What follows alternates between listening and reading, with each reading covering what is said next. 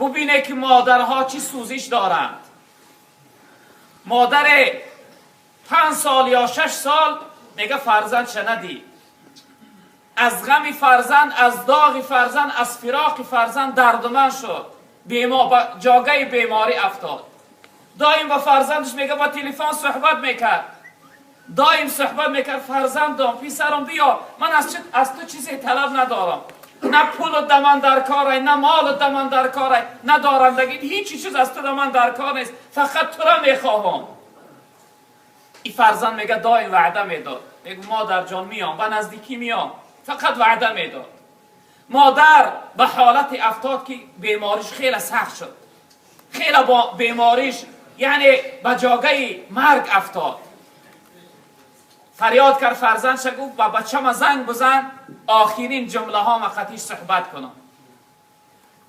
زنگ زد، این مادر با فرزندش صحبت کرد، گفت فرزندم، گفت خیلی حالت من وزوین است، از عمر من شاید که 1 روز یا 2 روزی دیگه مانده باشه، من حالت من خوب میدانم، خیلی حالتم سخت است، اگر فردا آمدی من دریا میکنی و میبینی، اگر نه آمدی بچم دیدارا در قیامت، در این دنیا دیگه من دیده نمیتونی.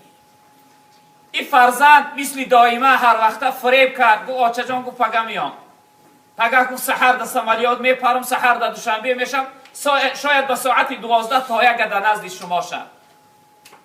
این مادر فردا شد، میگه جانش میسوزه، گاهی به خود میشوه و وقتی به خود میاد در حال میپرسه، میگه فرزندم رسید؟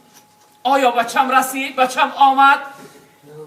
ساعت وقت رفته ساده است، ساعت 10 11 12 شده است، فقط وقتی به خود میآید چیزی نمیپرسه، میگه فرزندم رسید. ساعت به 1 رسید، میگه در نزد این مادر دختر کلانیش نشسته بود، دخترش فریاد کرد، صداش آهسته آهسته میبرآمد، دیگر قوتی نمانده بود که بلند گپ زند. دخترم گفت نزدیکتر بیا. گفت چی میگوی آچه جان؟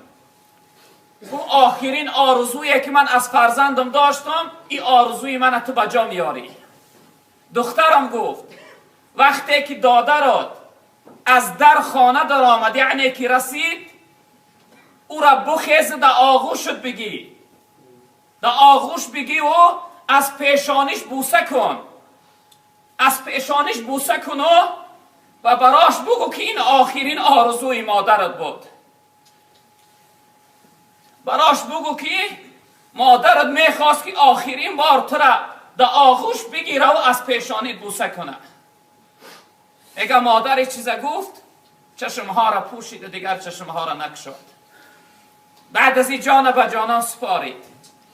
مادر ببین برادری عزیز چی سوزش دارد، چی آرزو دارد. تو بر این فرزندی به همت و ناجوان مرد، تو بر این فرزندی ناآدم میخواهد آغوشش بگیره، میخواهد از پیشانی تو بوسه کنه، اما تو جوانی بی سواد و جاهل و سوی مادر فریاد میکنی، مادر گریان میکنی، اشک مادر میریزانی. مادر خوب از روی تو رنج عذاب کشیده است، برای تولدی تو خیلی رنج کشید، به مرگ دست به گریبان شده بود، نجاست های تو را با دستای زیبا و نازکش میشوشت و پاکیزه میکرد. ای ابله، و سوش با فریاد میکنی، با گریانش میکنی.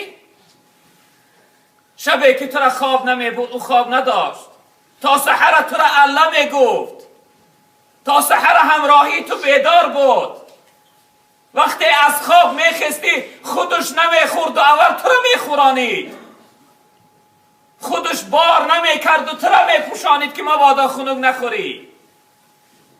یه خوب بدان ای جوان، ای شخصیتی که به سوی مادر فریاد میکنی، ای شخصیتی که قدر مادر رو نمیدانی، حق مادر رو ادا نمیکنی. مادر خیلی بزرگوار است. پیغمبر بزرگوار صلی الله علیه و سلم در حدیث مبارکشون میفرمایند که رغم انفه ثم رغم انفه ثم رغم انفه. تن خاک در بینی شخصیت باد. مردم ما هم یک دعا دارند، مادرها میگن خاک در دهنت یا اینکه خاک در سرت میگن.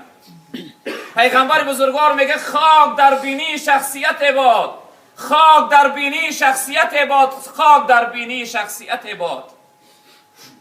اهل اصحاب اونجا حاضر بودن، پرسیدن من یا رسول الله شما کی را در نظر داره؟ خاک در سر و بدن و در بینی کدام شخصیت؟ پیغمبر بزرگوار گفتن من ادرک والدی عند الکبر احدهما او کلاهما فلم یدخل الجنه. تن خاک در سر شخصیتی که، خاک در بینی شخصیتی که پدر و مادر یا اینکه یک کدامی از اونها را زنده در حیات میابه، خدمت اونها را نمیکنه، دعای اونها را نمیگیره، اونها را از خودش راضی نمیگردانه. خاک در سر و بدن شخص، امو جوانی که پدر و مادر آزار میدیه، پدر و مادر خفه میکنه، پدر و مادر غمگین میگردانه. آهی پدر و مادر، والله قسم برادری عزیز، حیاتی ترا میسوزانه، حیاتی ترا تلخ میگردانه. اون آهی که اون مادر داره ترا به بدبختی میرسانه.